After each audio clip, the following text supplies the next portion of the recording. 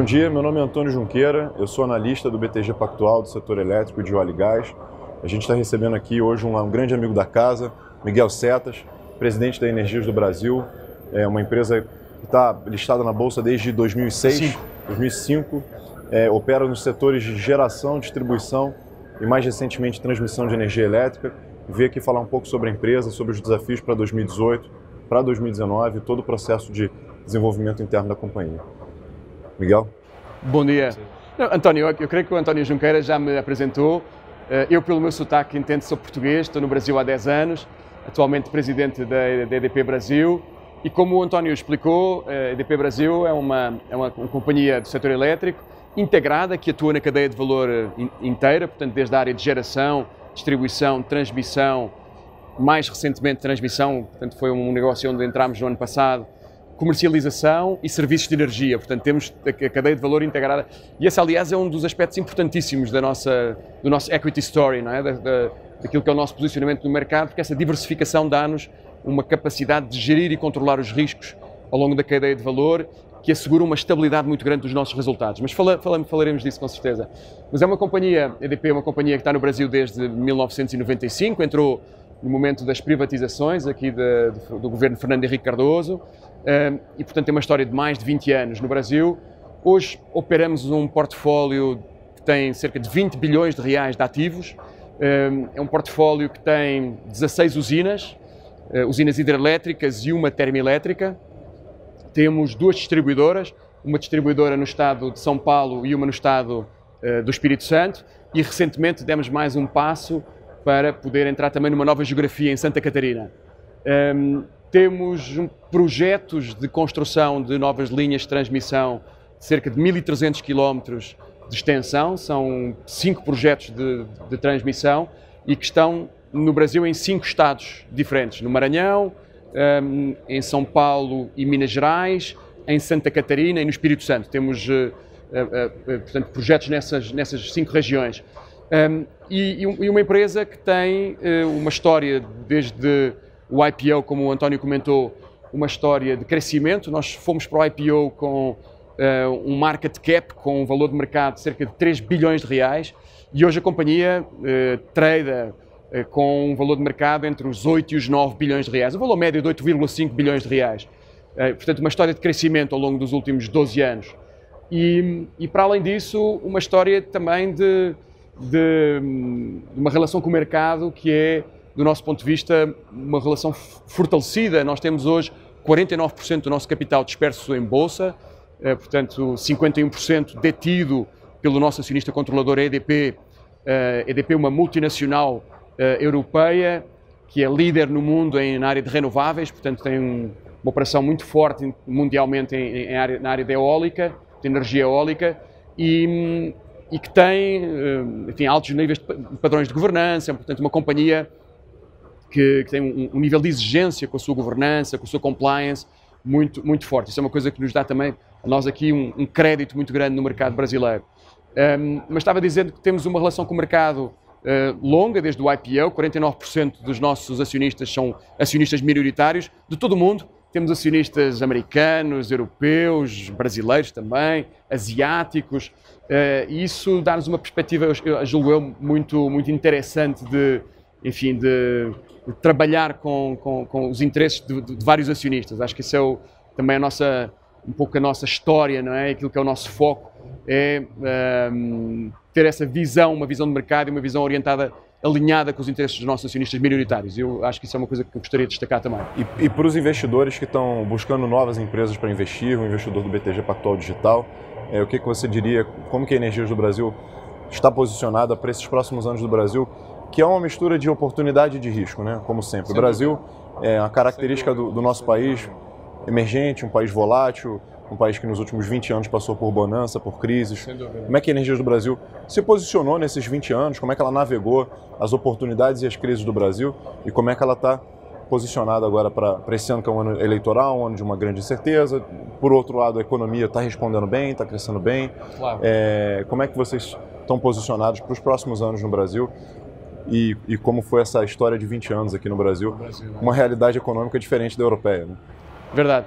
Eu acho que todos nós temos consciência, o Brasil é um país de dimensão continental, com oportunidades de negócio que são muito relevantes e por isso eu vejo o futuro do setor elétrico, em particular da EDP, um futuro de crescimento. Aliás, nós, como comentámos, temos já crescimento comprometido para os próximos anos, até 2021, com estas 5 linhas de transmissão que nós contratámos em 2017, uma em 16 e 4 em 17, e isso mostra-nos que, quer dizer, o futuro da EDP vai ser um futuro de crescimento, e um crescimento que é sustentado e rentável. Acho que esse é um aspecto importante.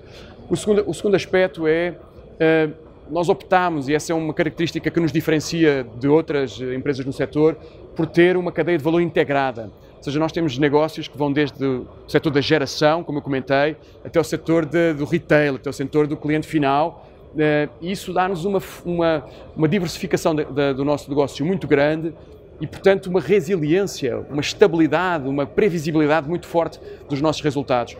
Isso significa que um investidor que procure uma distribuição de dividendos que é relativamente estável, que não tem flutuações, encontra na EDP uma aposta segura, porque o que nós verificamos ao longo dos últimos anos é que há anos em que há determinados setores que, por via das condições hidrológicas ou de preço de energia, podem ser mais afetados, por uma retração da demanda, outros setores podem ser mais afetados, o caso da distribuição, mas o que é facto é que quando você tem vários segmentos da cadeia de valor, esses segmentos compensam-se e você consegue ter uma estabilidade muito grande nos seus resultados. Portanto, eu diria, 2018 é um ano de incerteza, sim.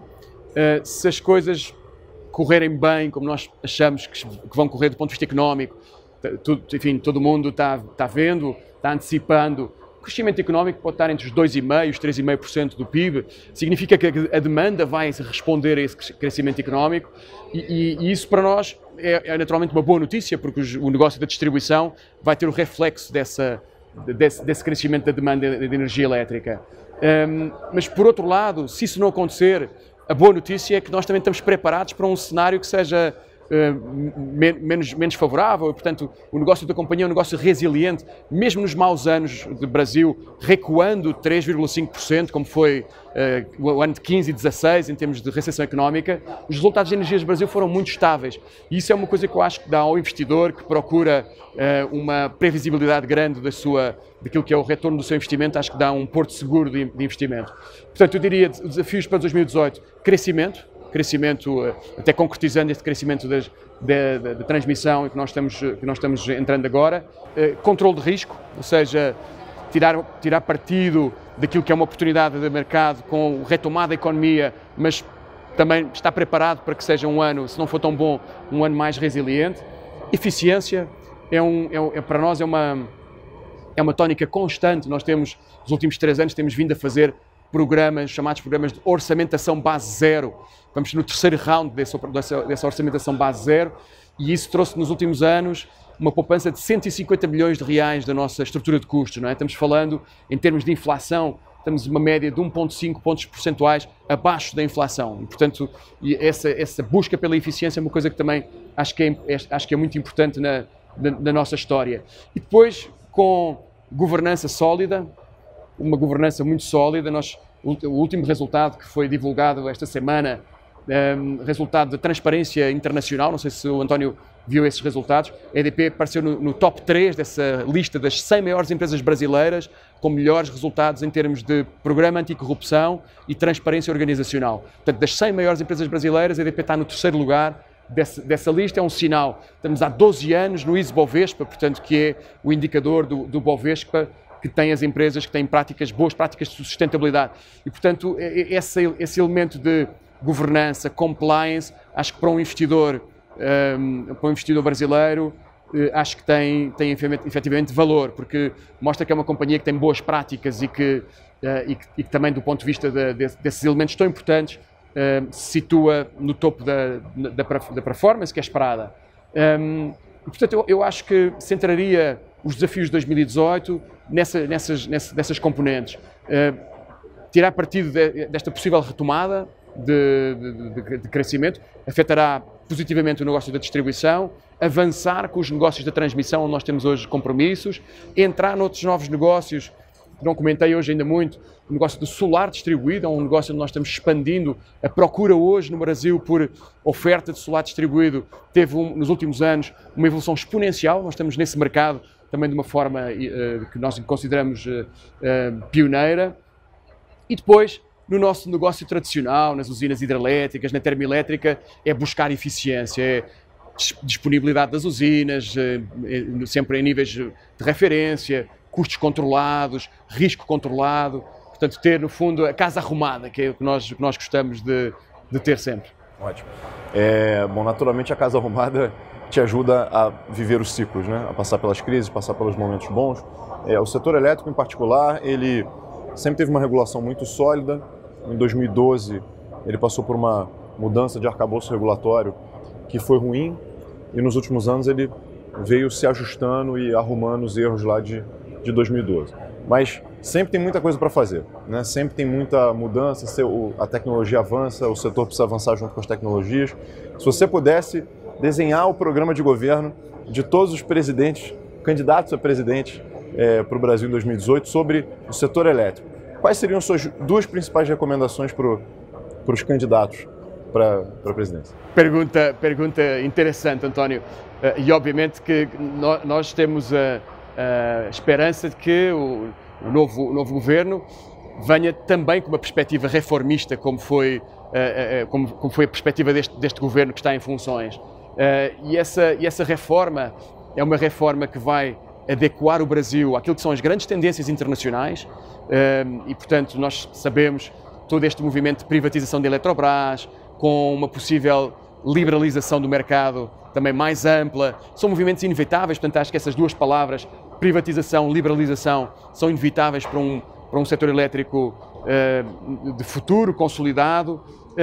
Creio que nós temos mudanças estruturais também ao nível da formação de preço. Não é? Nós sabemos que com o avanço das tecnologias, com o avanço daquilo que são os conceitos de mercado, vamos com certeza migrar para modelos mais dinâmicos de formação de preço, o consumidor final em casa poder escolher a sua tarifa e até fazer a sua modulação do seu consumo em função de se a tarifa é mais alta ou mais baixa em determinados períodos do dia. Portanto, tudo isso são evoluções tecnológicas que vão requisitar um arcabouço regulatório adequado. Portanto, eu acho que um próximo programa de governo vai ter que necessariamente ter toda aquilo que é o foco nas novas tecnologias e naquilo que é o avanço tecnológico do setor.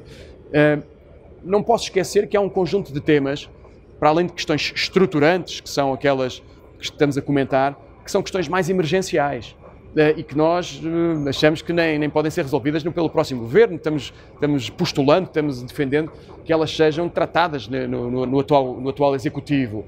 Questões que têm a ver com o risco, com a forma como se trata a judicialização no setor, associado ao risco hidrológico, questões que têm a ver com esta própria discussão sobre a rentabilidade das distribuidoras, o WOC da distribuição. Portanto, há todo um conjunto de temas mais emergenciais e esses nós achamos que até tem que ter uma agenda construtiva nos próximos 6 meses, não é? E, portanto, eu julgo que o próximo governo, naturalmente, vai ter talvez um conjunto de temas que não haja tempo neste momento, emergenciais, que não haja tempo para tratar neste executivo e, portanto, são mais conjunturais, e um conjunto de outros temas que nós qualificamos como estruturantes e que vão basicamente ser as bases de um setor moderno, um setor elétrico contemporâneo, não é? Que adere àquilo que são as tendências internacionais também. E, portanto, aí destaquei a questão da liberalização, questões que nós temos discutido em todos os fóruns do setor, a separação entre o chamado lastro e energia, porque tem a ver, no fundo, com a penetração de fontes renováveis na matriz energética brasileira, questões que têm a ver com o planejamento daquilo que são da matriz ideal para o Brasil. O Brasil é um país de dimensão continental, precisa de ter toda uma diversidade de fontes energéticas e, portanto, tem que haver um planejamento que contemple a racionalidade dessas fontes e como é que essas fontes se complementam umas às outras. Portanto, acho que há um mundo de temas que foram abordados, a grande parte desses temas foram abordados na chamada CP33, na consulta pública que o atual governo colocou para ser debatido no setor. A nossa percepção é que esses temas nem todos vão ser abordados até ao final deste Executivo e alguns desses temas vão se transpor com certeza para o próximo Governo. Portanto, a EDP está disponível, a EDP está, eu creio que o António viu isso, nós fizemos uma contribuição com 500 páginas para essa consulta pública, com vários fascículos, vários capítulos dessa reforma. Nós, como sempre, estamos disponíveis para participar na construção dessas soluções que nós entendemos que têm que ser soluções de futuro para projetar o Brasil, para projetar o setor elétrico brasileiro como um setor contemporâneo, um setor adaptado àquilo que são as novas tendências do setor. Olha, em nome do BTG eu gostaria de agradecer a presença da Energias do Brasil, do Miguel Setas, um grande amigo pessoal, amigo da casa, e desejar boa sorte para 2018, para 2019 e por muitos anos pela frente aqui no Brasil. Obrigado, António. Muito obrigado. Obrigado, António. Eu queria também agradecer aqui a este convite ao BTG, desejar a melhor sorte também para o banco e fazer questão de transmitir também aos nossos investidores que o nosso departamento de Investor Relations, eu próprio, estamos disponíveis para esclarecer todas as dúvidas que possam existir sobre aquilo que é o negócio e o business da EDP. Um abraço a todos. Obrigado.